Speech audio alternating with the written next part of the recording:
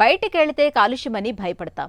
ఇంటిని అత్యంత సురక్షిత ప్రదేశంగా భావిస్తాం. కానీ ఈ నమ్మకం నేడు చెదిరిపోతోంది. బయట గాలే కాదు, ఇంటి గాలి కూడా మన ఆరోగ్యానికి ప్రమాదకరంగా పరిణమిస్తుందని హెచ్చరిస్తున్నారు డాక్టర్లు. కిచెన్లో నుంచి వెలువడే పొగలు, ఏసీ గదుల్లోని శీతల గాలి, ఇంట్లోని దుమ్ము ధూళి, బూజు, ఫంగస్, నిత్యం వాడే ఫినాయిల్ వంటి క్లీనర్లు ఇవన్నీ నిశ్శబ్దంగా మన ఊపిరితిత్తులకు యమపాసాలుగా మారుతున్నాయి. వీటికి అదనంగా పెంపుడు జంతువుల నుంచి రాలే రోమాలు, ఇతర వ్యర్థాలు మనకు అలర్జీలు, తలనొప్పుల్ని బహుమతిగా ఇస్తున్నాయి. ఈ నేపథ్యంలో ఇంట్లోని గాలి నాణ్యత విషయంలో ఎలా జాగ్రత్త పడాలి? ఆసక్తికరమైన ఈ విషయం గురించిన పూర్తి వివరాల్ని డాక్టర్ని అడిగి ఇప్పుడు తెలుసుకుందాం.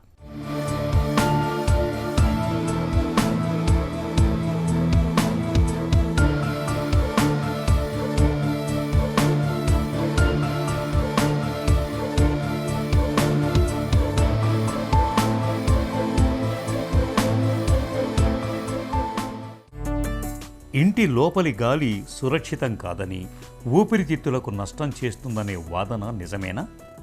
సో ఇండోర్ పొల్యూషన్ లేదా ఇంటి లోపల ఉండే కాలుష్యం అనేది ఒకటి దుమ్ము పేరుకపోవచ్చు, లేదా ఇండ్లు కొన్నిసార్లు రోడ్డు పక్కన ట్రాఫిక్ ఎక్కువగా ఉండే రోడ్ల దగ్గరగా ఉండటం వల్ల అక్కడ దుమ్ము కూడా ఇంటి లోపలికి వస్తుంది. అది కాకుండా ఇల్లు శుభ్రం చేసుకోవడానికి వాడే కెమికల్స్ అయితే ఏముంది, లేదా బండలు శుభ్రం చేసుకోవడానికి వాడే కెమికల్స్ అవుతుంది. వీటన్నిటి వల్ల కూడా ఇంటి వాతావరణంలో కూడా కాలుష్యం పెరిగిపోతుంది.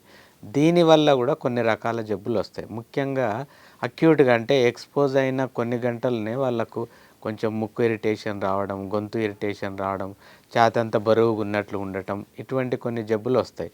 ఇవి కాకుండా క్రానిక్ అంటే లాంగ్ టర్మ్ ఈ ఇంటి వాతావరణం సరిగ్గా లేకుండా కంటిన్యూగా పొల్యూషన్కి ఎక్స్పోజ్ అవుతే వాళ్ళకు దీర్ఘకాలిక ఊపిరితిత్తుల జబ్బులు కూడా వస్తాయి. అంటే క్రానిక్ బ్రాంకైటిస్ అని, ఒక్కోసారి రెస్పిరేటరీ ట్రాక్ట్ ఇన్ఫెక్షన్స్, ఇంకొకసారి ఆల్రెడీ ఆస్తమా, సిఓపిడి ఉండే వాళ్ళ జబ్బులు ఉధృతం కావడం, ఇవన్నీ కూడా ఇంటి వాతావరణం సరిగ్గా లేకపోతే ఇవన్నీ కూడా ఉధృతం అవుతాయి. కుక్కలు, పిల్లులు ఉన్న ఇళ్లలో పిల్లలకు ఆస్తమా ఎందుకు ఎక్కువగా వస్తుంది? సో ముఖ్యంగా ఆస్తమా ఉన్న వాళ్ళకు ఏమంటే వాళ్ళకు ట్రిగ్గర్స్ అనేటివి ఉంటాయి. ట్రిగ్గర్స్ ఏం చేస్తాయంటే ఆ ట్రిగ్గర్స్కు పేషెంట్ ఎక్స్పోజ్ అయినప్పుడు వాళ్ళు అప్పటిదాకా ఉన్న ఆస్తమా ఉధృతం కావడము, లేకుంటే కంట్రోల్లో సిమ్టమ్స్ ఏమీ లేకుండా ఉన్న ఆస్తమా కూడా మళ్ళీ సిమ్టమ్స్ రావడం మొదలవుతుంది. ఇందుకు కారణాలు ఏమిటంటే ట్రిగ్గర్స్ మెయిన్లీ డస్ట్తో ఉంటుంది. డస్ట్ కాకుండా కొన్ని రకాల పదార్థాలు, ఫుడ్ పదార్థాల వల్ల ఉంటుంది. ఇవి కాకుండా ఇంట్లో పెట్స్, అవి క్యాట్స్ కావచ్చు, డాగ్స్ కావచ్చు, ఇంకా వేరే పిజియన్స్ లాంటివి కూడా కావచ్చు. సో ఈ డాగ్స్, ఈ క్యాట్స్ వీటి నుండి రాలిపోయే వాటి వెంట్రుకలు ఒక రకమైన ప్రోటీన్ ఉంటుంది అన్నట్టు, ఇవి యాంటీజెన్గా పనిచేస్తాయి. సో ఆస్మా ఉండేవాళ్ళు ఈ రకంగా పెట్స్కి ఎక్స్పోజ్ అవుతే డెఫినెట్గా ఆ యాంటీజెన్ స్టిమ్యులేషన్ ఉంటుంది. వారి ఆస్తమా ఎక్కువ అవుతుంది. లేని వాళ్ళకు మళ్ళీ రావచ్చు, లేదా అప్పటిదాకా కంట్రోల్ ఉన్న వాళ్ళకు కూడా మళ్ళీ సిమ్టమ్స్ మొదలు కావచ్చు. కాబట్టి ఇంట్లో వీలైనంత వరకు పెట్స్ లేకుండా చూసుకోవడం మంచిది. మస్కిటో కాయిల్స్, అగరబత్తులు, రూమ్ ఫ్రెషనర్స్ వాసనలు సిగరెట్ పొగంత హానికరమని చెబుతుంటారు. నిజమేనా? చాలా వరకు మనం క్రానిక్ బ్రాంకైటిస్, సిఓపిడి ఎందుకు వస్తుందంటే వాళ్ళల్లో స్మోకింగ్ ఉంది, లేదా పొల్యూషన్కి ఎక్స్పోజ్ అవుతున్నారు కంటిన్యూగా, అందుకే వస్తుందని అనుకుంటాము. కాకపోతే ఈ స్మోకింగ్ కానీ ఎక్కువగా పొల్యూషన్ ఎక్స్పోజ్ కాకుండా ఇంట్లో ఉండే పొల్యూషన్కి ఎక్స్పోజ్ అయినా కూడా ఈ ఆస్తమా, క్రానిక్ బ్రాంకైటిస్ వస్తుంది. ముఖ్యంగా ఇంట్లో వాడే ఈ వంట పదార్థాలకు ఉపయోగించే కలప, బొగ్గు, వీటితో పాటుగా కొన్ని కెమికల్స్, దానితో పాటుగా ఈ మస్కిటోస్ రాకుండా వేసే కాయిల్ స్మోక్ కానీ, లేదా రూమ్ ఫ్రెషనర్స్ కానీ, ఇన్సెన్స్ స్టిక్స్ యొక్క స్మోక్ కానీ, అన్నీ కూడా ఈ స్మోకింగ్ రిలేటెడ్ డిసీజెస్కు దారితీస్తాయి. అంటే స్మోకింగ్ లేకున్నప్పటికీ కూడా ఈ రకంగా ఎక్స్పోజ్ అయిన వాళ్ళకు కూడా క్రానిక్ బ్రాంకైటిస్, ఆస్తమాలు వచ్చే అవకాశం ఉంటుంది. సిఓపిడి అనేది ఒకప్పుడు ఓన్లీ స్మోకర్స్ డిసీజ్ లేదా మగవాళ్ళల్లో వచ్చేది అన్నట్లు అనుకునేవాళ్ళం.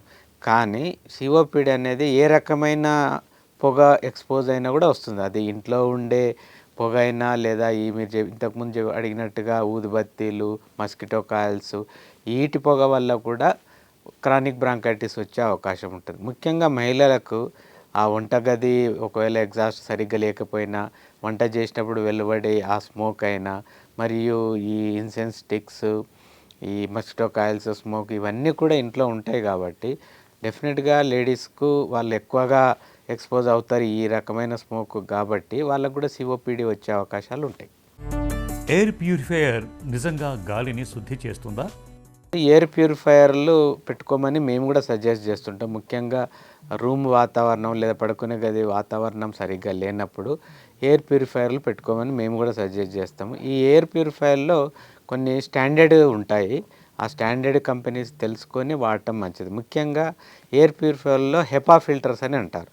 ఈ హెపా ఫిల్టర్స్ ఉన్న ప్యూరిఫైయర్ వాడితేనే ఆ ఎయిర్ను అవి శుభ్రం చేస్తాయి. దాంట్లో ఉండే పర్టికులేట్ మ్యాటర్ని అవన్నీ అవి అబ్జర్వ్ చేస్తాయి.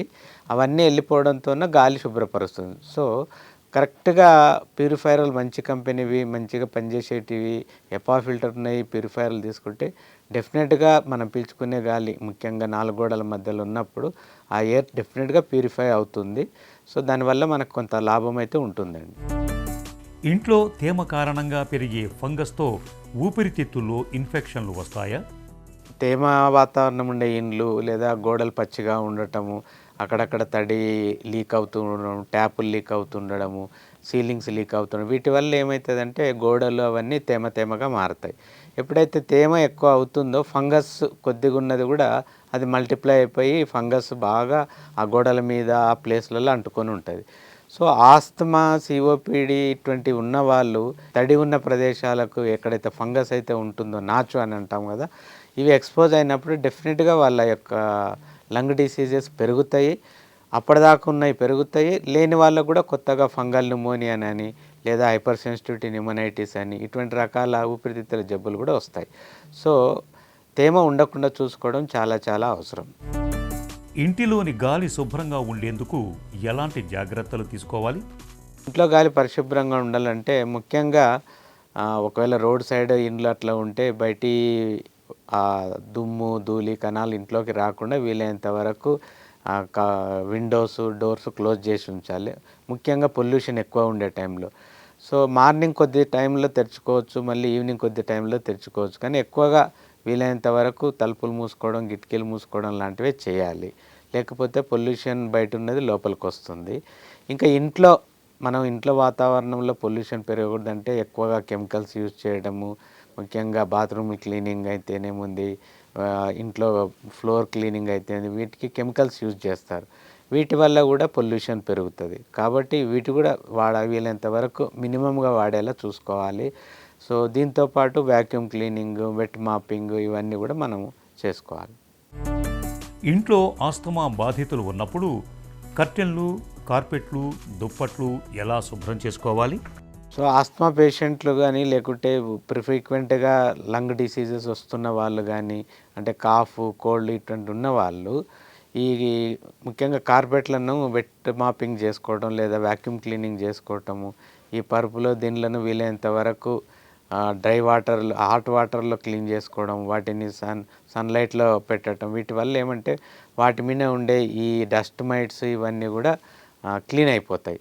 సో ఇంటి వాతావరణం పరిశుభ్రంగా ఉంచుకోవడం కొరకు క్లీనింగ్, వీలైనంత వరకు విండోస్ క్లోజ్ చేసుకోవడము, కెమికల్స్ వీలైనంత వరకు తక్కువ వాడుకోవటము, ఇంట్లో కొన్ని రకాల మొక్కలు కూడా పెంచుకుంటే అవి కార్బన్ డైఆక్సైడ్ను స్వీకరించి ఆక్సిజన్ వదులుతాయి. సో కొన్ని రకాల మొక్కలను కూడా ఇంట్లో పెట్టుకోవటము, వీలైనంత వరకు కెమికల్ స్ప్రేస్ ఇంట్లో ఎక్కువగా వాడకుండా ఉండటము, ఊదుబత్తీలు ఇటువంటి కొన్ని ధూపాలు ఇటువంటివి కూడా వేయకుండా ఉండటం వల్ల ఇంటి వాతావరణం మనం శుభ్రంగా పెట్టుకోవచ్చు.